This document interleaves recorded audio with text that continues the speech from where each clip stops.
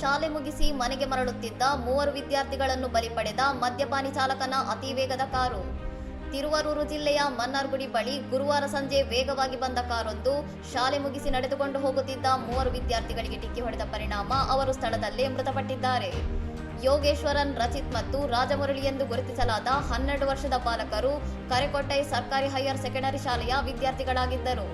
ತಂಜಾವೂರು ಮನ್ನಾರ್ಗುಡಿ ರಸ್ತೆಯಲ್ಲಿ ನಡೆದುಕೊಂಡು ಹೋಗುತ್ತಿದ್ದ ವಿದ್ಯಾರ್ಥಿಗಳಿಗೆ ಕಾರು ವೇಗವಾಗಿ ಬಂದು ಡಿಕ್ಕಿ ಹೊಡೆದಿದ್ದು, ಯೋಗೇಶ್ವರನ್ ಸ್ಥಳದಲ್ಲೇ ಮೃತಪಟ್ಟರೆ ಗಾಯಗೊಂಡಿದ್ದ ಇಬ್ಬರು ಆಸ್ಪತ್ರೆಯಲ್ಲಿ ಕೊನೆಯುಸಿರೆಳೆದಿದ್ದಾರೆ.